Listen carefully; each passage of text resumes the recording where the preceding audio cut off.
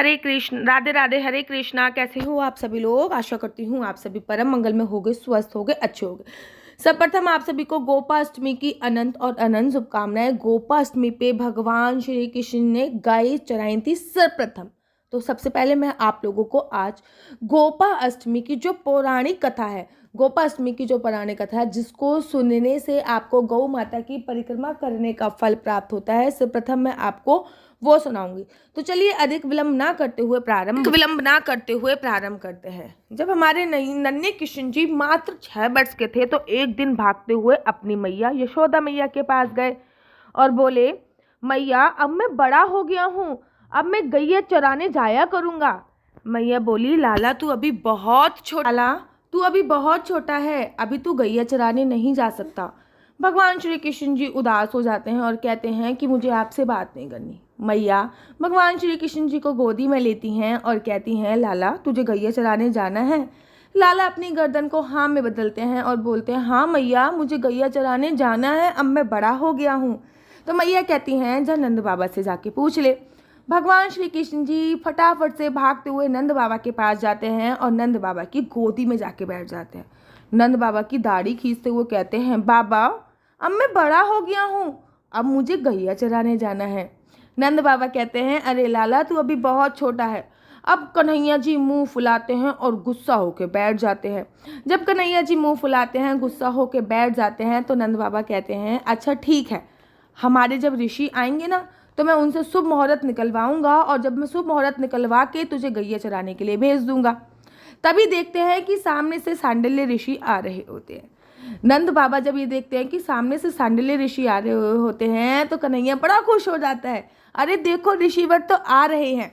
और जैसे ही ऋषिवर आते हैं, कन्हैया आंखों ही आंखों में सांडिल्य ऋषि से इशारा करते हैं कि अब मेरा गैया चराने का वक्त हो गया है, अब मैं गैया चराने जाया करूँगा, लेकिन आप आज का ही मुहूर्त निकालना। सांडिल्य ऋषि आंखों आंखों में कन्हैया जी का इशारा समझ लेते हैं।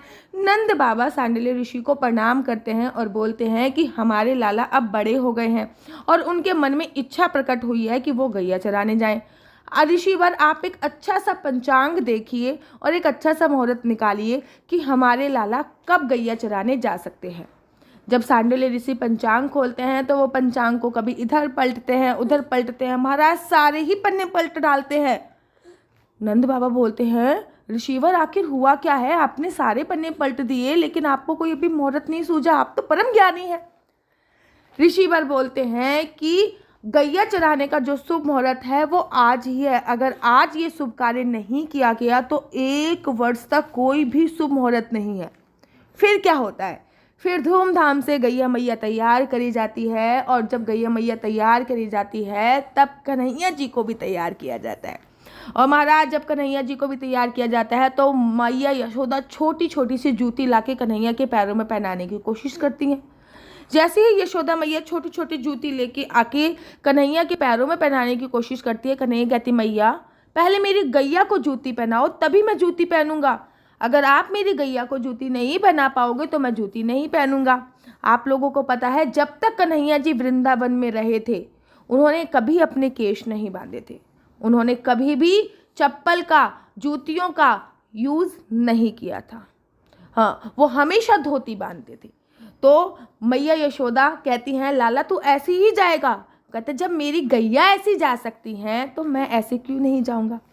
नंद बाबा और मैया यशोदा गैया को लेके आते हैं और गैया की विशेष पूजा अर्चना वंदना करते हैं, क्योंकि गैया की विशेष पूजा होती है, आरती होती है। भगवान श्री कृष्ण जी गैया की आरती करते हैं और गैया को प्रणाम करते हैं, गैया की पूंछ पकड़कर, और सांडिल्य ऋषि को गैया दान करते हैं और उसके बाद गैया की प्रदक्षिणा करते हैं। और जब गैया की प्रदक्षिणा करने के बाद गोदली वेला होती है, भगवान श्री कृष्ण जी निकल जाते हैं गैया चराने के लिए। आप लोगों को पता है जब भगवान श्री कृष्ण ने जिस दिन भी गैया चराई थी वो दिन गोपाष्टमी का दिन था।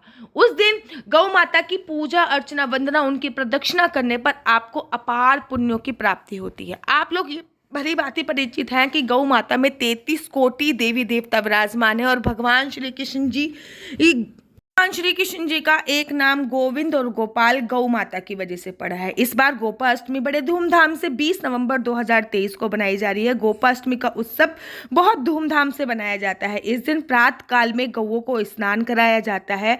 फिर इस दिन बछड़े सहित गाय की पूजा करने का विधान है। प्रातः काल में धूप, दीप, गंध, पुष्प, अक्षत, रोली, गुड़, जलेबी, वस्त्र तथा जल से गायों का पूजन किया जाता है और आरती उतारी जाती है। इस दिन कोई व्यक्ति ग्वाल वालों को उपहार देता है, अर्थात जो आपके यहाँ पे दूध देने आते हैं, अगर कोई व्यक्ति उनको भी उपहार देकर उनकी भी पूजा करता है तो गौ माता की विशेष कृपा आप पर बरसती है। देखिए, वैसे तो गोपाष्टमी के शुभ अवसर पर आप लोगों को गौशाला जानी चाहिए। अगर आपके घर पे गाय माता है तो बहुत अच्छी बात है। अगर घर पे गाय माता नहीं है, जैसे कि फ्लैट एरिया में, तो आप लोग इस दिन गौशाला जरूर जाएं और गोवंश का पूजन आयोजन करें। गौ माता का पूजन का कार्यक्रम परिवार के सभी लोगों को करना चाहिए। गोपाष्टमी की पूजा विधि करके पंडित को आप कुछ ना कुछ उपहार में दे सकते हैं। गौ माता को गुड़ खिला सकते हैं और गौ माता की प्रदक्षिणा कर सकते हैं। सबसे पहले गौ माता की पूंछ पकड़ कर उनकी पूजा अर्चना वंदना करें। फिर उनकी सींग पर आप लोग तिलक इत्यादि जरूर लगाएं और उसके बाद गौ माता की प्रदक्षिणा आपको जरूर और जरूर करनी चाहिए। देखिए, शास्त्रों में गोपाष्टमी पर्व गायों की विशेष पूजा करने का विधान बताया गया है। इसलिए कार्तिक मास की शुक्ल पक्ष की अष्टमी तिथि को प्रातःकाल गौओं को स्नान करा के उन्हें सुसज्जित करके गंध, पुष्प आदि से उनका पूजन करना चाहिए। इसके पश्चात यदि संभव हो तो गायों के साथ कुछ दूर तक चलना भी चाहिए। ऐसा करने से प्रगति मार्ग में आए हुई जितनी भी आपकी बाधाएं हैं वो दूर हो जाती हैं। गायों को भोजन कराना चाहिए, उनके चरण मस्तक पे लगाने चाहिए। ऐसा करने से सौभाग्य में वृद्धि होती है। आप इस दिन गौशाला में जाके गाय की पूजा कर सकते हैं और आप इस दिन गौशाला में जाकर गाय को पालक खिला सकते हैं, उनकी पूजा अर्चना वंदना कर सकते हैं। उनके लिए गाय के घी का ही एक दीपक प्रज्वलित कर सकते हैं। उनको गुड़, केला, लड्डू, फूल माला, गंगाजल इत्यादि से उनकी पूजा अर्चना वंदना कर सकते हैं। महिलाओं गौओं को पहले श्री कृष्ण जी की पूजा कर गौओं को तिलक लगाना चाहिए। हमेशा इस बात का ध्यान रखना चाहिए। गाय को हरा चारा, गुड़ इत्यादि खिलाना चाहिए। गुड़ गौ माता को बहुत ज्यादा प्रिय है। गोपाष्टमी पर गौओं की पूजा कर भगवान श्री कृष्ण जी बहुत ज्यादा खुश हो जाते हैं। इनमें सभी देवी देवताओं का वास माना जाता है। कई स्थानों पर गोपाष्टमी के अवसर पर गायों की उपस्थिति में प्रभात भेरी सत्संग भी संपन्न होता है। ये कहीं कहीं पे होता है और कहीं कहीं पे तो इस दिन विशाल भंडारे का आयोजन किया जाता है। माता की सेवा करता है वो व्यक्ति धन्य हो जाता है। देखिए, अगर आप सपने में गाय के दर्शन कर लेते हैं तो बहुत शुभकारी लाभ आपको मिलता है और ये संकेत होता है कि आप किसी भी प्रकार का अगर नशा कर रहे हैं तो वो छूटने वाला है।